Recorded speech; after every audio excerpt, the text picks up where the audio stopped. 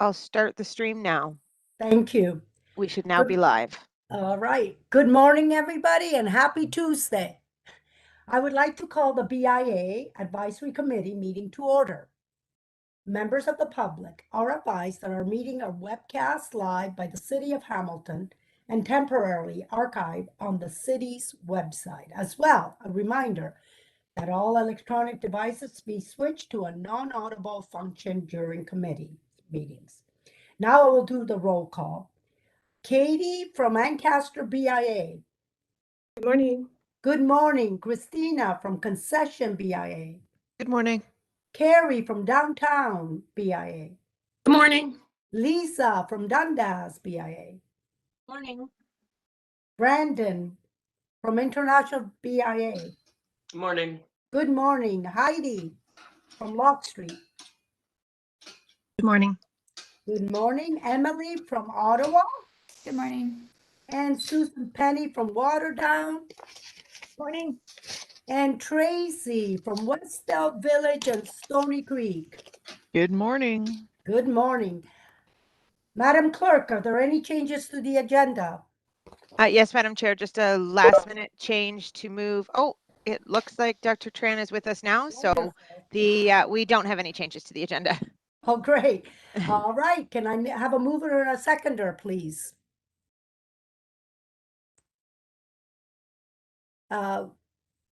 Heidi and Lisa, thank you. Okay, so it's passed, so we'll move on. Declaration of interest. Are there any? I do not see any, and we're going to move on to the approval of the minutes previous. May I have a mover and a seconder to approve the minutes of October 12th, 2021 meeting as presented? So Tracy and Katie? Anybody opposes? I don't see any. We're going to move on. All right, and it's moved. We're going to go to 8.1. This is staff presentation, infection prevention and control update. Dr. Nan Trang, Associate Medical Officer, and Lakshman Nandu, Manager of Infection Prevention and Control, and Elisa Press, the Health Promotional Specialist, are here with an update on infection prevention and control. You're all welcome, and give us good news. Thank you. Hello. Hi. Hello. Are you able to see the presentation? Yes. We can, Dr. Tran. Okay, so this is our update for today. I mean, yeah, it is definitely better news than it was last month. So the overview of this presentation, similar to in the past, we'll start off with our local epidemiology in terms of where cases and outbreaks are at, as well as an update on where we are in vaccinating residents. Talk a bit about the new provincial vaccine verification program and requirements, and the impact on capacity limits, as well as a high-level review of the provincial plan for lifting public health measures should our numbers remain good across the province, and any local direction and recommendations. So the local epidemiology update, again, can be found on our webpage, www.hamilton.ca/coronavirus, and there's a tab in terms of status.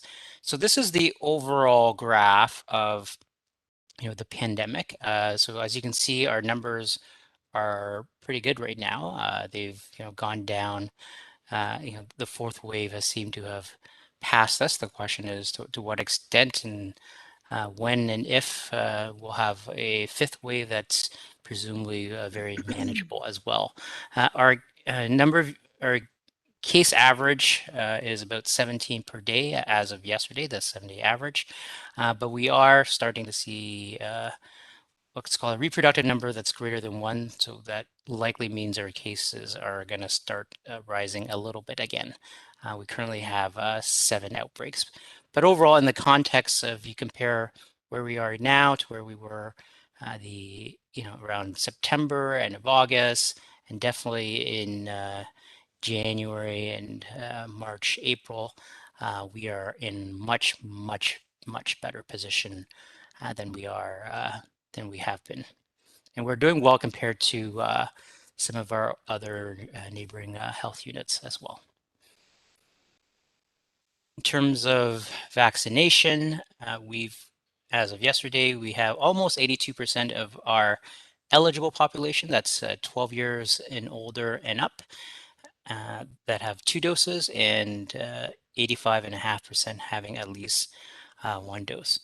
And I just want to re-highlight, the importance of vaccination. And as our numbers of people who are vaccinated go up, you'll likely see the number of cases that are vaccinated also go up. So don't be concerned if you see, like there's almost as many cases as vaccines, people who are vaccinated versus people who aren't. You remember that there's closer to an 8-to-1 or a 9-to-1 ratio of those who are vaccinated compared to not. So overall, being unvaccinated is 29 times more likely to become hospitalized, much more higher, about 9-to-1 chance of getting infected.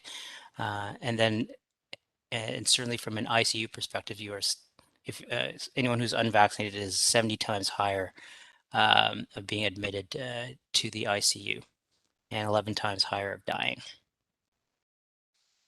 I think these next slides are the ones that are, I think, more relevant for the business community here in terms of vaccine verification requirements. So this started in effect September 22nd. There's a whole bunch of different supporting documents on the government, the actual regulations itself, guidance, frequently asked questions for businesses and organizations, as well as the Chamber of Commerce has also provided some local resources as well as the city itself. I won't get into it in terms of too much detail. You all should be very aware of this at this time in terms of being fully vaccinated. Again, that means it has to be 14 days since your final dose. So that's either 2 or depending if you have Health Canada vaccines, 2 or 3 doses. But now that we have booster doses, fully vaccinated is still just 2 vaccines in 14 days. The 3rd dose is a recommendation rather than it's not a requirement. So now that the 70 plus are eligible for booster doses, they don't need they do not need the 3rd dose to be considered fully vaccinated according to the vaccine verification program. And then of course you need to validate and just check that the same person is coming in presenting their vaccine certificate. And it's important that you're not maintaining or retaining any information, that you're just checking, making sure they're vaccinated, but you're not keeping, storing those records anywhere. There are a few exemptions. This hasn't changed since our last discussion. Medical exemptions, that should be extremely rare. Certainly children for now under 12, don't have, aren't eligible for vaccinations yet. And there are specific exemptions for youth under 18 that are actively participating in organized sports. However, if they are coming as a spectator, they are not exempted. And certainly you can sort of go in briefly to access the washroom or purchase or make an order as well. I won't belabor this as well. This is, we'll circulate these slides later, but I think everyone here knows whether the vaccine verification requirements apply to your setting or not. And to support this, the provincial government has also made a verification app as of October 22nd, and it's the only authorized app for use for businesses and organizations.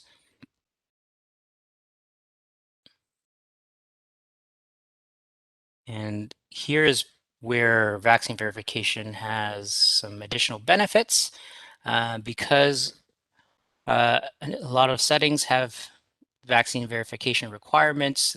The province has chosen to loosen the capacity limits in general.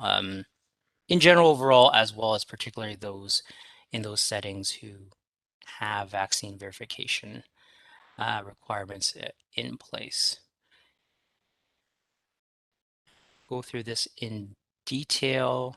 There's been some recent changes, especially for Christmas coming up, is that they've removed it in general for organized outdoor public events such as parades, memorial services, and as well certainly for Remembrance Day. That'll be also helpful for those attending or planning any of these events. But if physical distance is not possible, expectation is to wear a mask, but the capacity limits have been removed for these.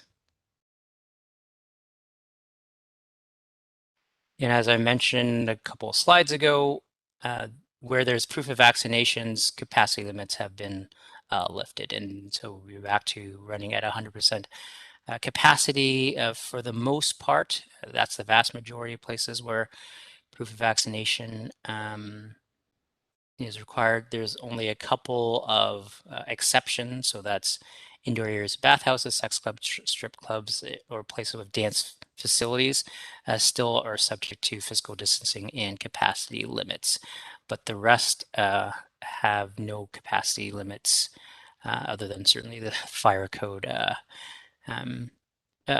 limits that you've already had as they are subject to proof of vaccination requirements.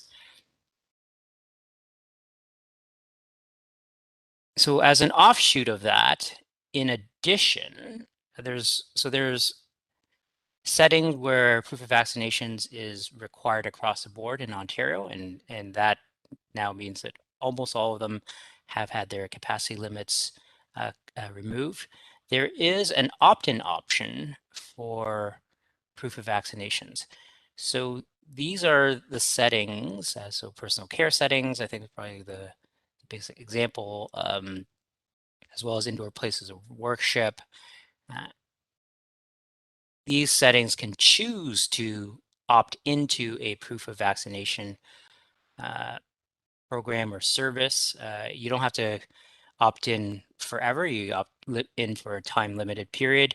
You have to post signage, but if you choose to opt in, your capacity limits are also would be waived. So I think that's the area where I think some of you are, have chosen or may choose at some point to opt into a proof of vaccination.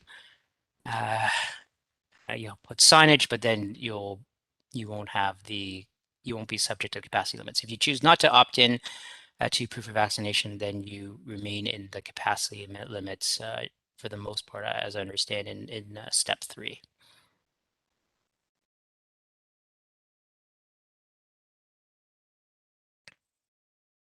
And then I think what we've all been waiting for is something a little bit more than a week-to-week, month-to-month plan in terms of, where could we be, at what point do we think we might be able to relax all these measures provincially? So the province has laid out a plan that ends March 28th. Certainly, they're going to be data driven. So if we continue to have numbers that are stable, that are reasonable, that are not overwhelming the system, there's a roadmap to fully reopen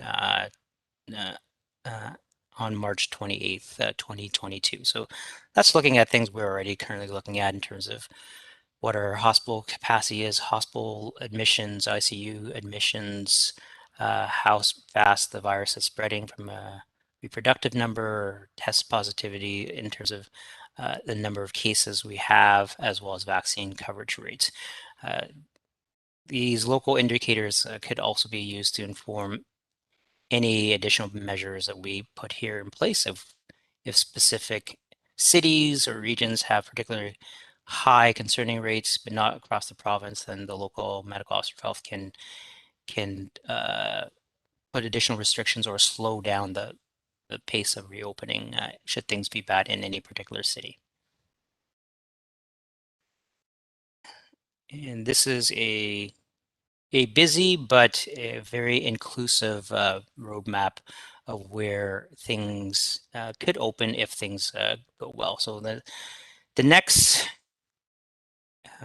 deadline or timeline that everyone's probably interested in is November 15th, where capacity limits are going to be removed in other high-risk settings where proof of vaccinations are required. So that's where those exceptions that I mentioned before, they will be lifted as of next week, next Monday, assuming we don't go too bad over the next few days. So that's food establishments with dance facilities, as well as strip clubs, bathhouses, and sex clubs.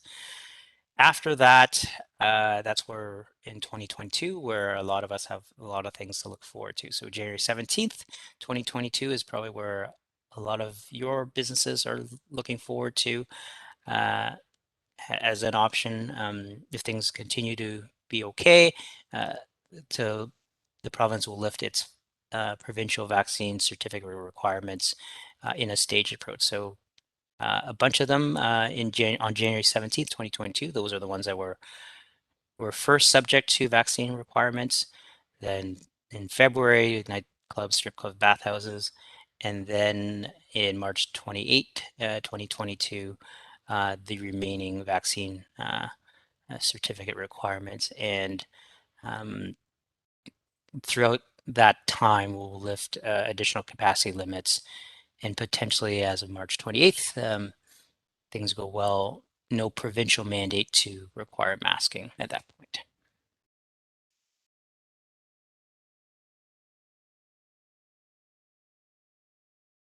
And the only measures we've put in more recently is a vaccination letter that was issued by us in terms of recommending to different workplaces to establish workplace vaccination policies. So we've just only updated it because the province wanted us to include wording that we've consulted the Office of the Chief Medical Officer of Health in order, in writing this letter. Even though we are not requiring you to do this, they felt strongly that we should include that we had consulted them on writing this letter. And that's it. Well, So- thank you very much. There's lots of good news, and I'm happy there's good news, but I'm wondering if anybody has questions for Dr. Tran or the crew that he brought with him. Any questions? I don't see any. I don't want to rush anybody because that was a lot to take in. So we're going to then receive it, and I need a mover and a seconder to receive the report.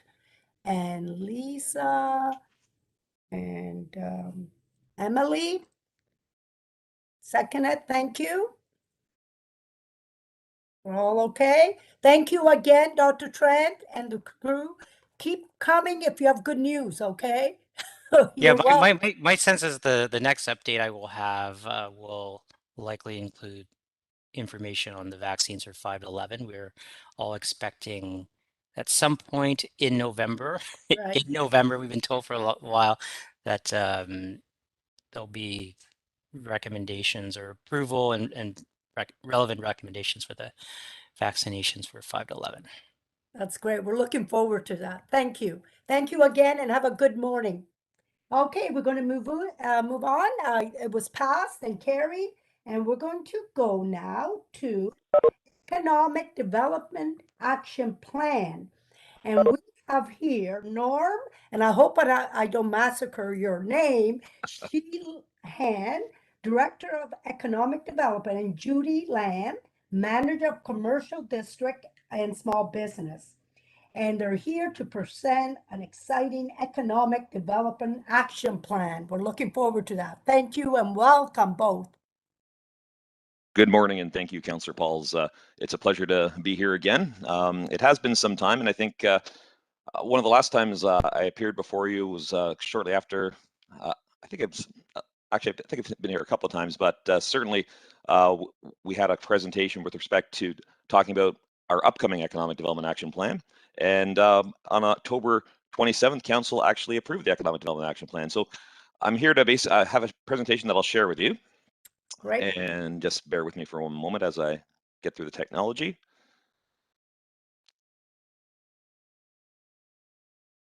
Just 1 second here. Get rid of this bar up here. This always happens here.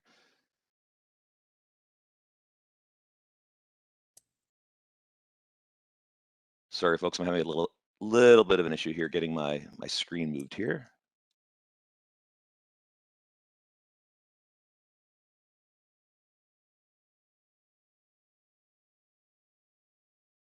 We can't hear you, Norm.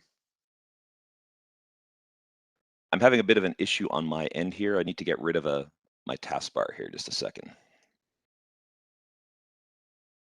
Can you see the presentation? Yes, we can. Okay, can that's see. good. Yeah. And here we go. There you go. My Perfect. apologies, everyone. No problem. Thank you. So this is our 2021-2025 action plan. The approach to develop this plan differed from the previous years, as obviously the last time we developed our action plan, there was no pandemic. So as you can imagine, we were a little challenged in terms of at the outset saying, how are we going to deliver this plan? But just to give you a little bit of an overview before I get into that, the Economic Development Action Plan is going to serve as the blueprint for all our economic development activities for the next 5 years. It was informed by extensive stakeholder consultation, research, and surveys. And as I was started to say that initially we thought this plan would be very limited in terms of stakeholder consultation because of the pandemic. In fact, it was almost the exact opposite. As you can see, when we first started and we had some initial public consultation through Engage Hamilton. Our Future Hamilton Summit, actually way back in 2019, actually served as a basis for some of the benchmarks for establishing some of the Economic Development Action Plan initiatives. And then we had, because of COVID, we had several business surveys that we put out there that really helped engage and take a pulse of what was going on in the business community. And of course, along with the pandemic, there were a lot of other studies that were done. The Just Recovery Report, the Mayor's Economic Recovery Task Force, and several other meetings. So, and in the end, when we got to basically putting the plan together, there's probably more engagement on this plan than there had been in any other economic development action plan or strategy that the city has done in the past. So it was just it was a little bit of a strange turnabout in that initially we thought we weren't going to have a lot of engagement, and in the end we probably had more engagement and more recommendations that we could actually handle and try to synthesize down into a very slimmed down report. The other point about this report is that it is a very slimmed down report. Previous strategy has been in excess of 70, 80 some.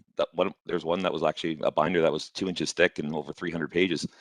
This is a 40-page action-oriented document, and it really came down and boiled down to, after we did our public engagement and brought in all the actions and all the feedback, we sorted it down and funneled down to basically 6 priority areas.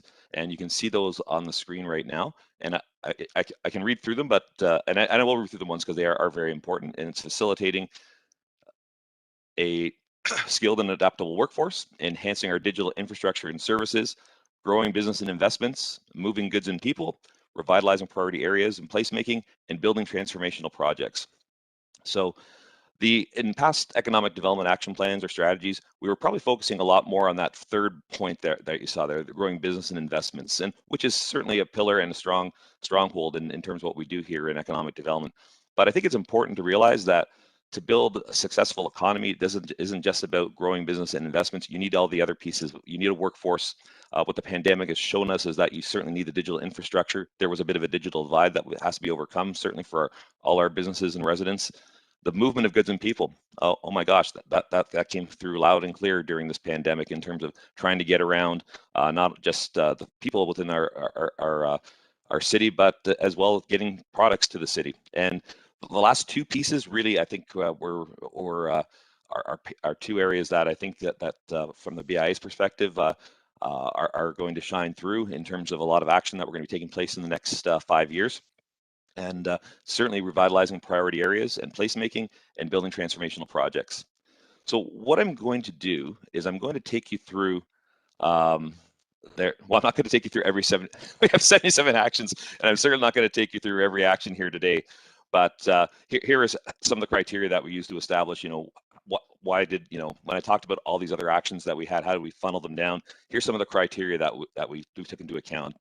It needed to address opportunities for improvement by identified stakeholders, directly and positively impacts the advancement of our economy, provides a positive return on any investment or funds of staff time, utilizes the strengths or capacity of our city or its partners, attracts funding from external sources and delivers valuable programs, and contributes to the shared and equitable growth that benefits all Hamiltonians and positions us for a sustainable economic future. So these are the criteria that we took into account when we were developing the actions for the action plan.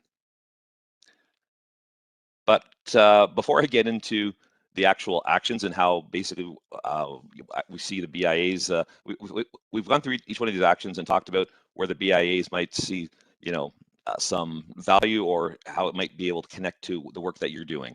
But I didn't want to basically, the action plan isn't basically a work plan for there's stuff that we're already doing. We actually called that in the report, that there's stuff that we're already doing. So you can see it here on the screen. So supporting entrepreneurs and small businesses and startups to help build further capacity within the existing ecosystem. That was not an action within the action plan because that is a core function of what economic development does. So the items that you see here on the list, and I'm not going to read through all of them. These are items that as an economic development function and as the city, we do on a regular basis. Those were not actions in the action plan because those are things that are already in place. What these actions are basically items that are in our work plans that are going to go above and beyond basically what the regular job duties are. So I just wanted to put that forward, that if you don't see it, say, well, I don't see anything about supporting entrepreneurs, that's a given because that's what we already do. So just to reiterate, those are the 6 priorities. And so under the facilitating a skilled and adaptable workforce, there were 11 identified actions, and we identified 4 BIA opportunities. There could be more, and I welcome you to look at the appendix document that's attached that talks about all these actions in greater detail. But we pulled out, Julie, and myself went through the document, and we said, here are the actions that might relate most closely to the BIAs that they might have some interest in. So designing and delivering an annual local economy and workforce needs business survey. This was done last year for the first time in conjunction with Workforce Planning Hamilton. And we achieved record numbers. And we said, this is something that we're going to need to do on a regular basis, especially as we come out of COVID and try to assess the impacts on the business community. This is something that was marketed through the BIAs, and you did get a lot of, I'm not sure what the level of input that was received from the BIAs in terms of percentage numbers, but here's a huge opportunity for you to get this information to your memberships and basically get that feedback into, what are our issues and things that need to be addressed moving forward. So I'd encourage you to take part of that, and I'll talk a bit about that a bit later in the presentation as well. Workforce, obviously, there's challenges out there. We've had a lot of people that have been displaced, have chosen not to work, or considering coming back. So, and a workforce attraction, retention, development, a talent strategy is something that the city has needed for a long time. We have many groups across the community that are working on workforce-related initiatives, and we basically want to put it all under one umbrella, based to make sure we're not duplicating efforts and that everyone's singing from the same song sheet. Part of that would probably be the development of a local integrated jobs portal. We've seen success in other municipalities across the province that have developed this. A really good case, I believe, in Windsor. So that's something that we'd like to emulate as well. And a future of work series. So talking about, making that those opportunities between learners and job seekers and employers to allow local companies to inform future employees of job, career, and opportunities available in Hamilton. And you know what, this starts part of that future of work actually takes you all the way back to basically educating, you know, kids within, you know, grades 6, 7, and 8, and telling about what potential job opportunities, career opportunities there are. So, and making those connections all the way to the employers that are already here. So that's a very tall order and large initiative, but there are a lot of organizations in town, including our colleges, universities, the Industry Education Council, that can help us pave the way for that. The second area was enhancing digital infrastructure and services. And a couple of BIA opportunities we see here is that the expansion of the digital Main Street partnerships to support the growth and adaptation for digital transformation for all businesses in the city, as well as from our part, we're looking at developing and implementing a virtual business investment and sales tour program. So those investors that we've had coming considering the city and looking for locations, we've already started to pivot a bit that way and taking them on informal virtual tours. We'd like to kind of formalize that a little bit more, and certainly, you know, businesses that are looking to locate within our BIAs would be a huge part of that program as well. Growing business and investment, obviously that speaks to the attraction, retention, and growth of business in Hamilton.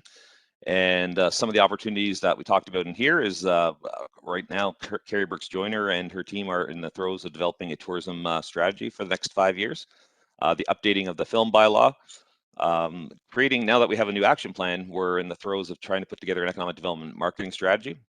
A business succession planning program, which is a huge opportunity. I know that there are many, you know, not just mom and pop businesses, but businesses that you know, have folks that are close to retirement and they're looking to perhaps sell their business or move on.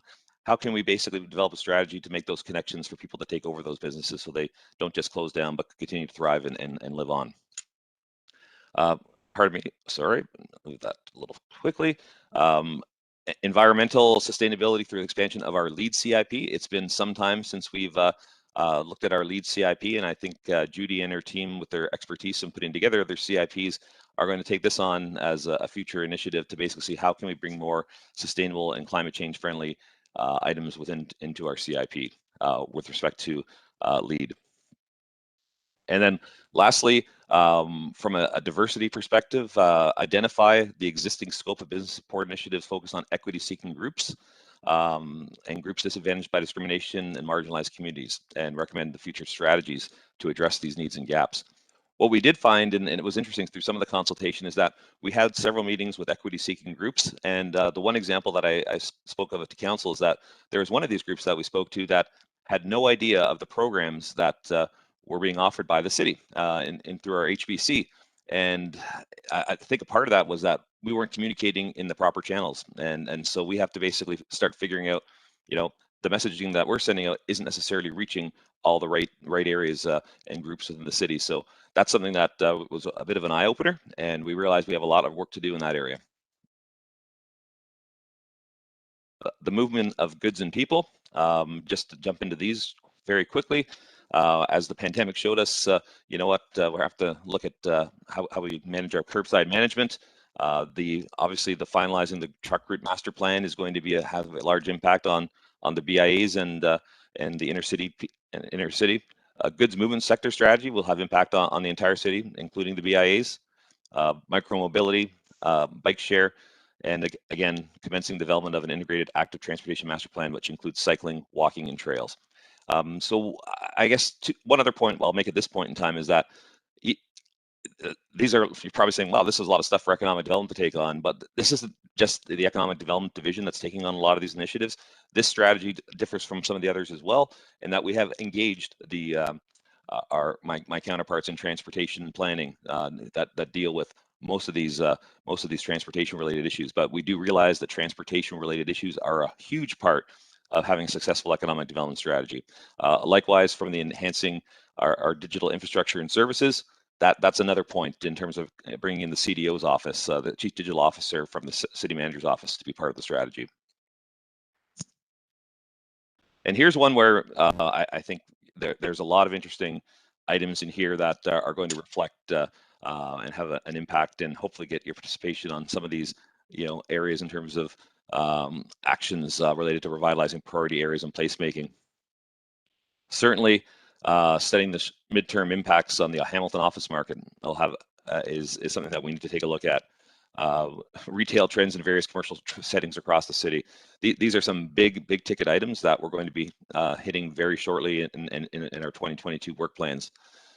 Development and implement, once we figure out what the pandemic impacts are on office, we're going to be implementing a targeted campaign for the Hamilton's office market.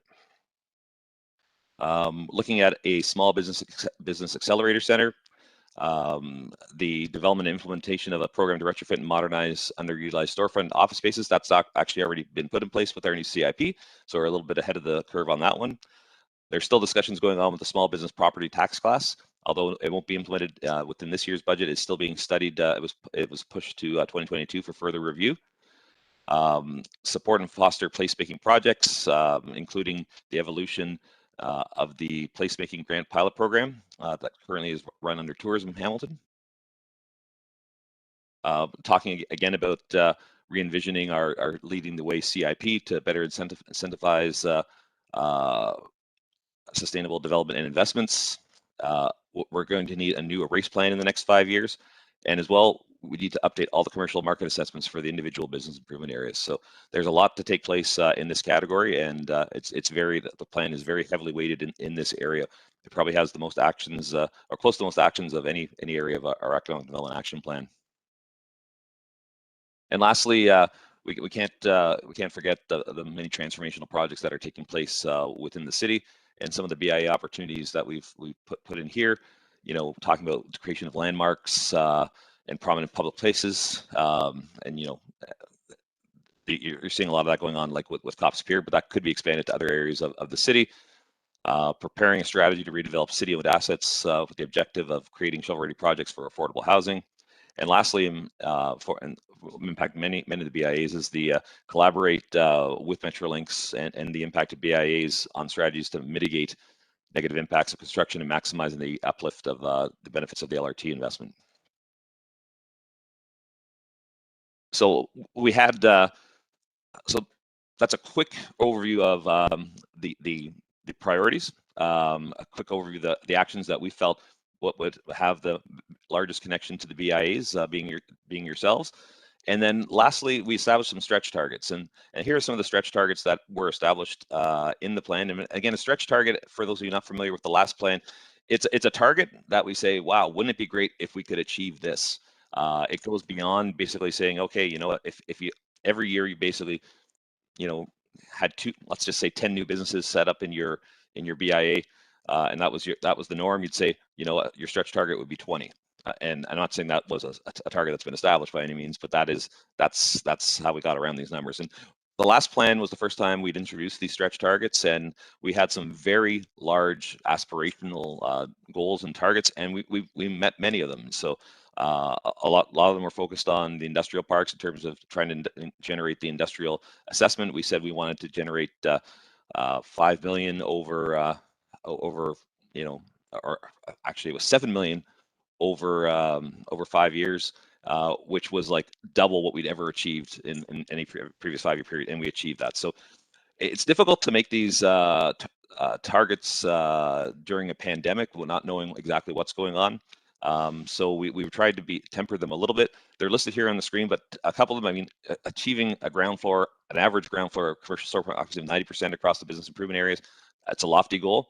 It's out there, but it's also going to force us to track it across the city, and hopefully in collaboration with yourselves, we can achieve that. You know, with your cooperation, achieve those numbers and measure ourselves as we move forward. Reducing the downtown officing vacancy rate. This is the one that gives me the most. Not really sure what that target should be, because I don't think we've seen the impact of exactly what's going to be taking place on the office market yet. But we said, let's just get it back. Our stretch target would be to get it back to a pre-pandemic level. So using 2019 as the benchmark. We certainly, if we can go beyond that, that's great. But just given the uncertainty right now out there with what's going on with office and return to work, that's one that we've basically stated that we just want to get back to what it was before the pandemic started. And then lastly, just a couple more slides here. Communicating the results of this plan.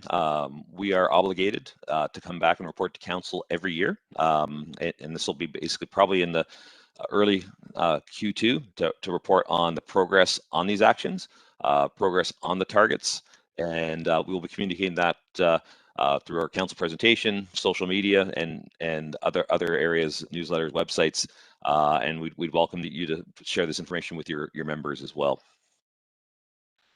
And just to talk about some upcoming collaboration opportunities, and there certainly will be more as we start to implement different areas of the plan and different actions. We have that Employer One survey that is coming out. That's going to be released in January of 2022. We would love to have your participation again. Last year we were able to basically track in terms of saying, okay, if you put it out through your channels, we were able to see how many people actually responded to your emails and replied to the survey through your marketing efforts. And we can also assess it by address in terms of how, like, even if they didn't go through that channel, we can get an idea of how many businesses actually did participate. The commercial vacancy survey, you'll be hearing from probably Julia shortly and participating in the storefront vacancy survey. Our race program public consultation is going to be ongoing in 2022. And lastly, the curbside management program will be ongoing into 2022. So that is it in a very quick nutshell. It is a lot of information to cover in just, I guess, 10 or 15 minutes. But I would welcome any questions. I'll stop sharing my screen. Thank you, Norm. And that was insightful. And actually, it's just the tip of it. We just saw a tip of the hundreds of pages that you have. So we really appreciate that. But is there any questions from the committee here? I don't see any. But Norm, I want to ask you, it said you want to reduce downtown office vacancy. With the LRT, do you think people might be waiting till it's done and then start opening? Or is it the other way around? They open and then they have to, shut down a little bit and then go reopen. What's your thought on that? In terms of the office vacancy, I'm not sure, if they're going to be I think they're going to be looking for good opportunities. Like, there will be some good leasing opportunities out there that people might be able to take advantage of. I think what the pandemic has shown us as well, and talking to some of the BIAs through the pandemic, and I know the pandemic certainly isn't the same as an LRT closure by any means, but we have seen, like, despite people not being able to go out, a lot more businesses popping up than closing down. And I'm not saying that's this across all the BIAs, but several ones. I had a conversation with Brendan last week, and I think they said that they've had one shut down and perhaps 8 open during that time frame.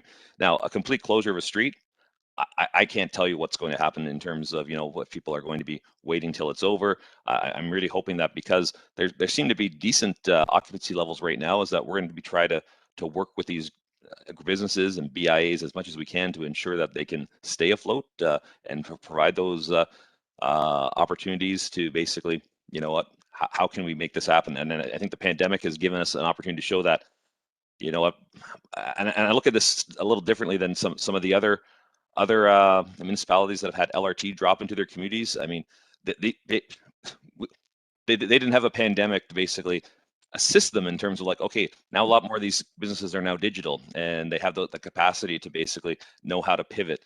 I can't say that it's going to say, listen, I'm not saying that there isn't going to be an impact because of an LRT closure coming through the core of our downtown, but I think that our businesses are a little better prepared for it, given that we have actually gone through a pandemic that has shown how you might be able to pivot and go to more of a digital platform. I see Judy's popped on the screen. Judy, I'm not sure you have anything that you'd like to add that from your perspective. Sure, thanks, Norm.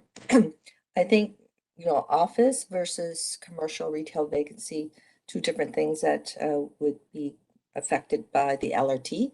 I think more likely the storefronts would be more impacted by the LRT.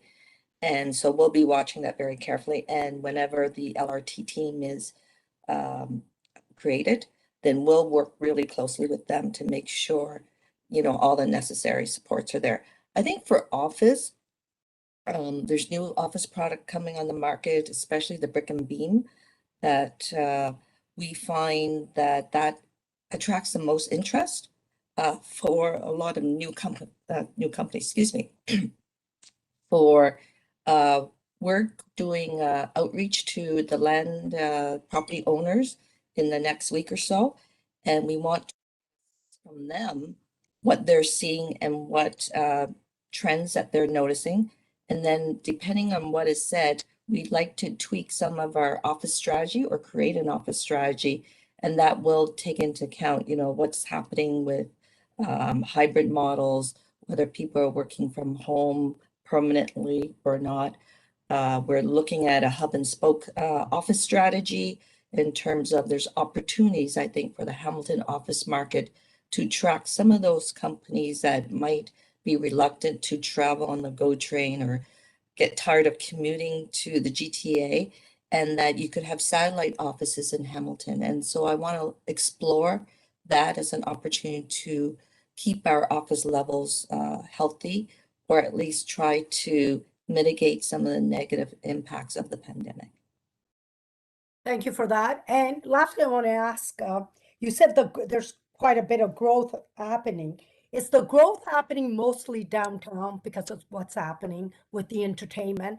And how would you ensure that all the other 14 BIAs, they get growth as well? Because as you know, the city has upper and a lower. So we see the growth. I see it when I go downtown, you know, and with, you know, UPEG now building and the new First Ontario, the growth is going to happen downtown. How can you assure the growth happens to the other BIAs where they're further out? Well, maybe I can start that off in terms of yeah, there certainly is a lot of growth that's taking place in the downtown core. There's a lot of residential properties that are going up. But that being said, in the suburbs, like if you look at Ancaster, Waterdown, Stony Creek, there's still a lot of growth from a residential perspective going out there, albeit in the you know, not right in their downtown cores by any means. But you're seeing a lot of industrial and commercial that's going along with that as well. So I think we're seeing, you know, we're seeing population growth in those areas, and that should be of a benefit to the BIAs that are there. And I think we have to do you know, we have to ensure that those new residents that are coming in recognize the importance of shopping local and getting that message to get them into the BIAs. And I think that's something that's, but I mean, I think it's probably most visible, Councillor, as you mentioned, that in the downtown core, you're seeing these large cranes all over the place, and that's certainly, there certainly is growth that's taking place there, but there is growth taking place all across the city. Yeah, you're seeing it in Ancaster in their business parks, across the mountain, and that should spill over. Those new employees that are coming in, like the new employers that are coming into the Ancaster Business Park, we should be making them aware of, you know, what's going on in the Ancaster BIA, or likewise in Stony Creek and Waterdown, you know, L3 Harris, 1,400 employees. That definitely has to have a great impact on the businesses and the BIA in Waterdown now. So I'd say we need to just make sure that those connections are being made, so that people just don't, you know, get in their cars and go home, but that they actually talk about, here are the opportunities within those BIAs. And I think that's an important piece to make those connections. Thank you. Thank you for that.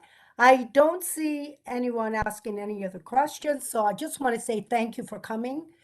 Norm and Judy, we really appreciate you very much explaining the great things that the city is going to enter in, more economic. So thank you very much.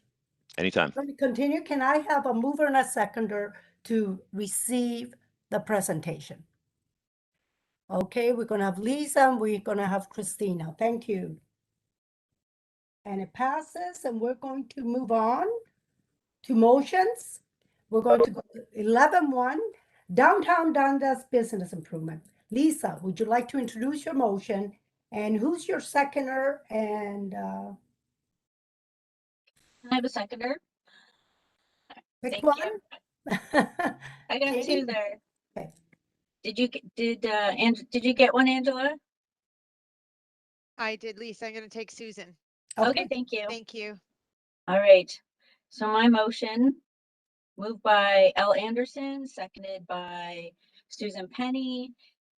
Downtown Dundas Business Improvement Area expenditure request, that the expenditure request from the Downtown Dundas Business Improvement Area in the amount of $564.99 for the cost to clean and maintain public road allowance by picking up garbage, pulling weeds, and other beautification efforts. $9,709.99 value for the purpose of hanging baskets and planter materials. $4,857 to be funded from the Community Improvement Plan Contribution Program BIA payments account. Number in the motion to be approved. Thank you. And does anybody oppose it? I don't see anyone, so it's passed. Thank you. And Thank we're gonna you. go- Thank you. We're going to go to, here, I moved up a little. 11.2, Concession Street. Christina, would you introduce your motion? Do I need to get a seconder, or does that come after I read it? Oh, thank you, Lisa. Okay.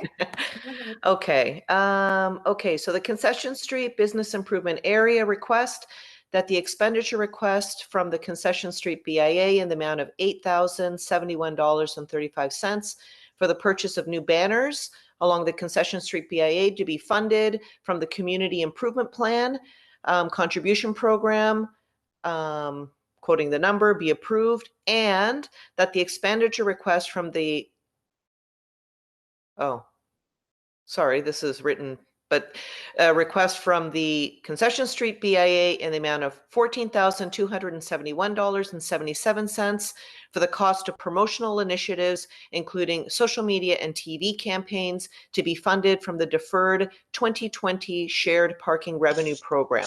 Be approved. Thank you. And is anybody opposing? I don't see anybody, so we're going to pass it and Thank you. carry on. Thank you. We're going to go to Ancaster. Katie, would you introduce your motion, please? Do I also need a seconder? I'm sure somebody will second it. Tracy? Thank you. Okay, so the Ancaster Village Business Improvement Area expenditure requests, that the expenditure request from the Ancaster Village Business Improvement Area in the amount of $5,626.30 for the cost of spring summer flowers for the Ancaster Village Business Improvement Area to be funded from the Community Improvement Plan Contribution Program be approved. Thank you. I don't see anybody opposing it. So it passes. Thank you. I'm going to move on, and it's carried. We're going to move on to general information. Verbal update. Julia Davis, please. Good morning, everyone. Can you hear me okay? Yes, we can. I apologize. I'm going to keep my video off. I'm having some technical difficulties this morning. I just have some very quick updates as normal. It's great to see everyone. So the first update, as a reminder for the shop local funding, that's the $10,000 that was allocated to each of the BIAs through a motion from the Mayor's Economic Task Force, or Task Force on Economic Recovery, excuse me. Following up with each of you to finalize your projects, get the updates, and acquire photos and the receipts from you for that. That funding needs to be spent by the end of the year, and I believe that everyone is on track for that, which is great. We do want to tell the good news story of how those funds were used to support your BIAs. So if you have that information handy, please, you can send it to me proactively, but I'll be reaching out to you in the coming days to follow up on that piece. I also sent out the Christmas grant information yesterday to all of you, confirming that program is running this year. This is a $1,000 matching grant, program that essentially supports your Christmas events, marketing, or acquisition of infrastructure. This, all you need to do is email me that you want to participate and then provide me your receipts. Again, as a matching program of up to 1,000, your receipts need to total a minimum of 2,000 to receive that funding. And those receipts need to be provided to me no later than Thursday, January 6th, 2022. So we do have some time. But if there's events or initiatives that you're planning that may roll into late December, early January, just let me know, and then I can definitely tag that you'll be participating in the program so you don't miss out on that funding. And I did confirm yesterday after I had sent the email to you folks that parking will be doing their ad reimbursement again this year. So with the Christmas free parking, if you are doing a paid advertisement, whether print or digital, You can provide a copy of the ad and the receipt to parking, and they will reimburse you up to $200 for that. So that is running again, and I will follow up in writing to all of you on that piece. And then the two final things very quickly today, a reminder, Hamilton Day is on November 20th. Please continue to push this hard, and we're seeing a lot more ads and engagement happening everywhere, which is fantastic. So very excited. Which is not this weekend, but next weekend. And the rapid testing through the chamber still available for your businesses to take advantage of. They've issued over 83,000 tests across the city, and they have thousands more coming in. So any business under 150 employees is eligible for those free tests. And as well, the COVID concierge is being updated regularly with some of the capacity changes and public health requirements. So please continue to visit the COVID concierge site to gather information and share that with your membership. So very quick updates this month, but thank you all for having me once again to this meeting. Thank you, Julia, and it's always great to hear from you. You always have a smile and positive, so I love it. Thank you. Okay, we're going to have a mover and a seconder to receive it. Christina and Lisa, thank you. Nobody opposes, so it passes. We're going to move on to a statement by members. And Angela, I was wondering, I had a couple of phone calls that are important that have to do before GIC. Can somebody take over the chair for the statements? Absolutely, that's not a problem, Counselor. Thank Maybe maybe whoever you have go first, then they could take over the chair once they're done. Yes, that would be great. So Katie from the BIA and Castor, you could use your statement and then please take over the chair. Thank you. Thank you, Katie. Thank you, Angela. Have a great day. Thank you, Counselor. Have a good day. Bye-bye. Okay, so just some quick updates for Ancaster Village. So we just wrapped up our fall programs and some community events. We did a Halloween coloring contest and pumpkin hunt in October. These were both well received, and we did see some good participation, so that was great. We also did a Halloween pop-up at Old Town Hall, which was lots of fun for the kids. And again, it was a good turnout and a really positive response. So something we'll probably do again next year. Other than that, we're working on Hamilton Day that's coming up, and we'll be announcing some contests and giveaways later this week. In terms of aesthetics, we are removing our foam mums this week and putting up our Christmas wreaths next week. And just getting ready to start some of our Christmas program after Remembrance Day, and finalizing our vendor selection for our website overhaul. And other than that, we're just prepping and making final preparations for our AGM that's happening on November 15th. And that is it for Ancaster Village. Great, thanks, Katie. And I don't know, I can just call out the members if that works, Katie, and then you can just get the movers and seconders if that works. Sure. Okay. So Christina from Concession Street. Okay, so we just wrapped up our fall for concessions. So we had a couple of Saturdays of sidewalk sales. We had great participation from the businesses. Our first one was sensational because we had weather that cooperated with us. The second one, but it was still a nice turnout. So the kind of motivated the businesses. So that was fun to see the street come back alive. We just finished and formally introduced an Indigenous mural at 576 Concession. This mural is 100 feet by 12 feet, and it actually tells a really meaningful story of the seven sacred grandfather teachings. So we're very, very proud of this mural. A Haudenosaunee artist, Kyle Jodick, completed it. We've created on our website a page that actually goes into a nice explanation of the story that this mural tells. So that is live, and the mural is being extremely well received by the community. We also introduced a new historic mural at 612 Concession, where Opie's is. That one actually is a picture from Concession Street from the 1900s. And the mural that was there was actually relocated to the address that it actually depicted at 588 Concession. So we're just working on lighting up the one at 588 because it doesn't have illumination, but again, anti-graffiti coated, and the community is loving these historic murals that are going up. We are very excited to welcome Book Crawl is coming to Concession Street. So the first one is happening on Saturday, November the 20th from 10 until 1 p.m.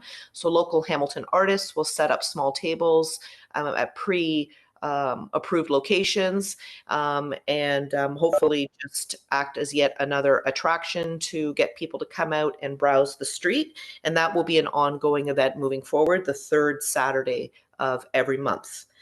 Hamilton Day, we're actively working towards that. We're pulling together some amazing gift baskets since we have a nice pool of money. So I'm still in the process of purchasing all of those and pulling them all together. Our AGM is happening on the 18th. And new businesses, the parlor is scheduled to open for early December at 581 Concession Street. The Good Friends Sandwich Company is opening up in the old Poke location at 522 Concession Street. And Crumb Buns opened up at 576 when we hosted our Fall for Concession. Beautiful space, and she's doing really well in this new space. So that's it from us. And next is Carrie, but I think Carrie had to go. So Lisa.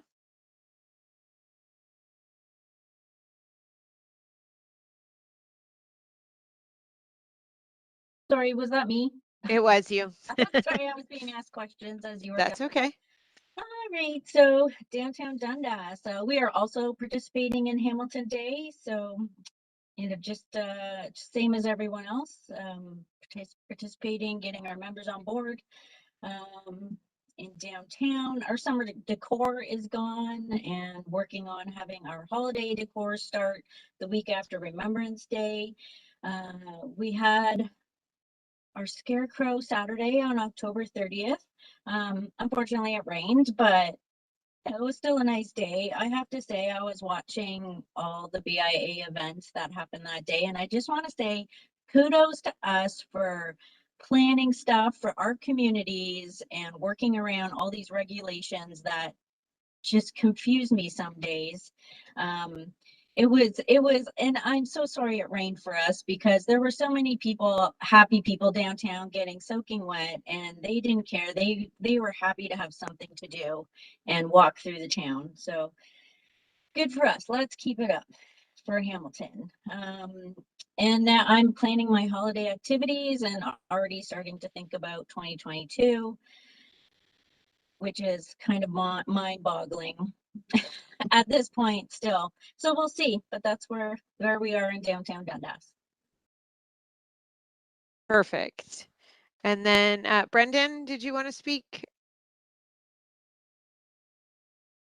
For sure, I'll just give a quick update. So we're currently planning our holiday event season this year. So we'll be participating in Hamilton Day on the 20th, like everyone else. And then the weekend after, on November 27th, we'll be doing our Shop the Village holiday event. So for that event, we've actually been able to get some more branded tote bags printed, and so we'll be giving those away as well, which will be a nice giveaway for the community. We also recently had our annual general meeting. It went very smoothly this year, so that was perfect. And just one more update. So Susie and a couple of our businesses will be on CHCH Morning Live on November 19th, and they'll be talking about shopping local in the BIAs this year. Awesome. Thanks, Brendan. Heidi?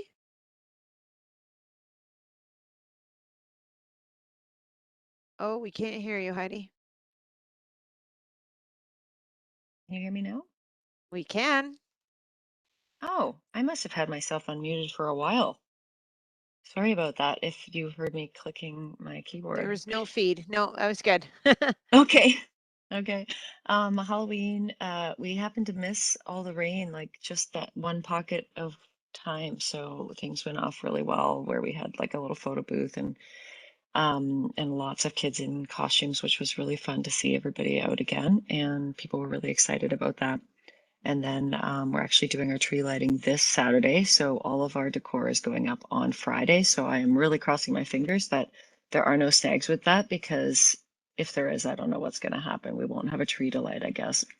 But yeah, horse and carriage rides and Santa and all of that starting really early. And we have one new pop-up shop on lock in the old Green Bar location, like a clothing company from Toronto, just doing a pop-up.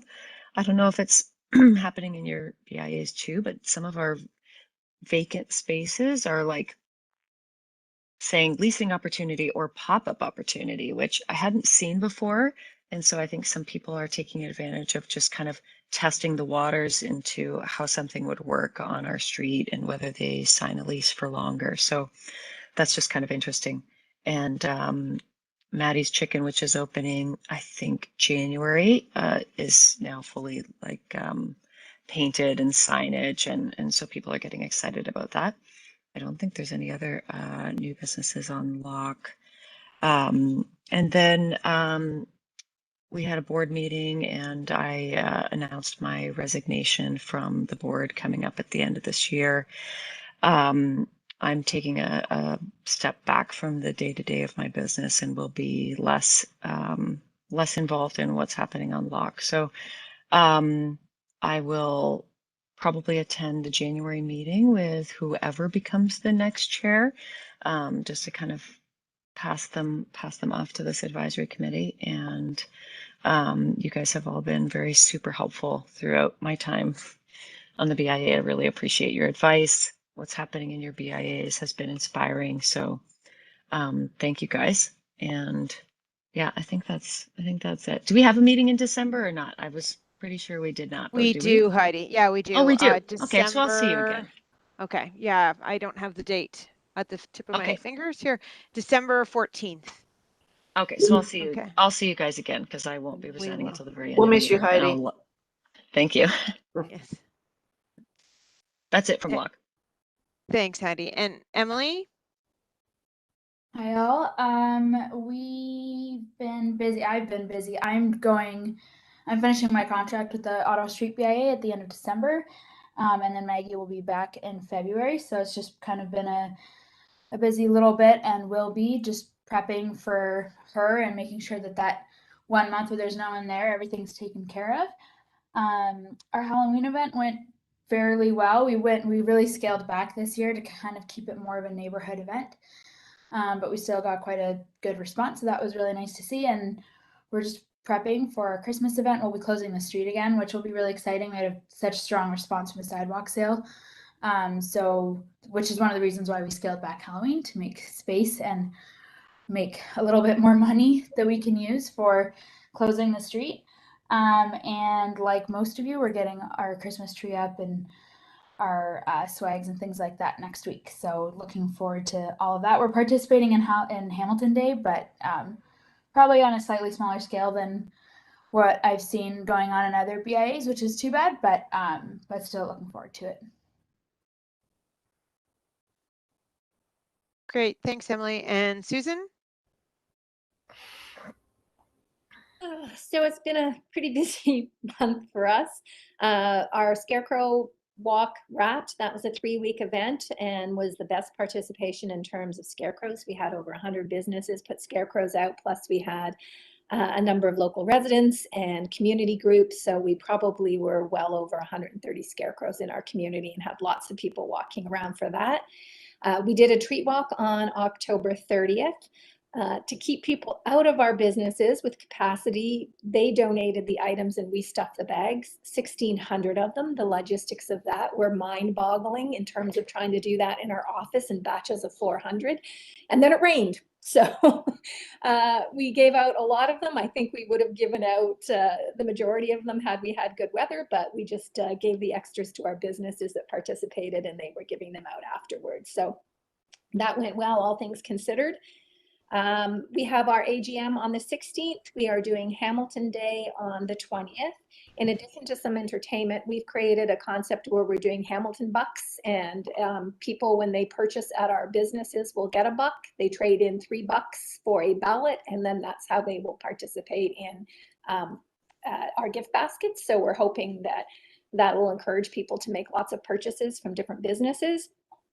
We have our holiday kickoff on the 27th, which we have got a lot of the activities that we would normally do at our tree lighting. We're spreading those throughout the village. So we're looking at a magician, a whole bunch of musicians, Santa and Jesse the Elf, and a whole bunch of other things that will be going on in town on the 27th.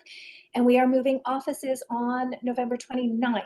So we are got a very busy month. And all of our planters and our lighting will be going up in the next 2 weeks, our LED snowflakes, and we've expanded our subsidy holiday program. We have a lot more businesses joining this year. So we're going to be pretty well lit from end to end in the BIA. Excellent. And last but not least, Tracy. Okay, really quickly. In Westdale, we packed up all of our patios, which we were sad to see.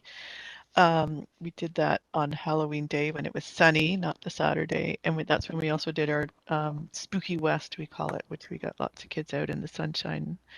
It was good. We still have people walking around looking to sit on our patios, but they're closed. The program ended October 31st, but we were happy to see it's moving forward possibly for 2022. Thank you, Economic Development. We have our business. We have a few places that have undergone some renovations after having long-term tenants, and one place had a fire. So we already have tenants lined up, which is great to see. We'll be participating in Hamilton Day. Right after this meeting, I'll be going out and taking down our 1,600 corn stalks. And then we will soon next week put up our Christmas lights and all that sort of stuff. Have our AGM Wednesday night, and we do our Christmas winter wander the last weekend of November. Then moving down Stony Creek, again, we packed up our patios. I got to pack up the last tables today. We did our trick-or-treat on Pumpkin Fest, which was October 16th, which went really well. It's great for the community. It's great to see all, like Lisa mentioned, all the BIAs doing things to bring the community outside, enjoying safe activities. We're participating in Hamilton Day. Our AGM's coming up on the 17th, and I will be going to the other end of King Street today to take down the 1,200 corn stalks there. Then next week we'll put up Christmas lights, and then we do Stony Creek Sparkles and Kringle in the Creek to celebrate the season. Thank you. Excellent. Thanks, Tracy. So Katie, that's all of our statements. So if you just want to get a mover and a seconder on those, and then just see if anyone's opposed. Okay, can we get a mover? Lisa, Emily, is that good, Katie? Yep, and a seconder. Oh, and I got Emily as the seconder. Yep, okay. And does anybody oppose? No. No, and so that would be carried, and then you just need a motion to adjourn. Okay, and then just a motion to adjourn. Moved by Brendan, seconded by Heidi. Sorry, Angela, I just wanted to, before we adjourn, just say hi to everybody and let you know. Oh, Anita, yes, hi. Sorry about that. Anita's back. Okay. Yeah, so in case there's any public works related concerns within your areas or anything like that, feel free to email me. The email is still the same. So just kind of just wanted to let you know. I know Julia has likely emailed you about it, but just kind of, formally, here I am. And if there's any concerns, again, just let me know and we'll do our best to help you out. Thanks so much, Anita. Great, thank you. So, so we had a mover and seconder on the adjournment, and then any opposed? Seeing none, it's carried. Thanks, everyone. Bye-bye. Have a great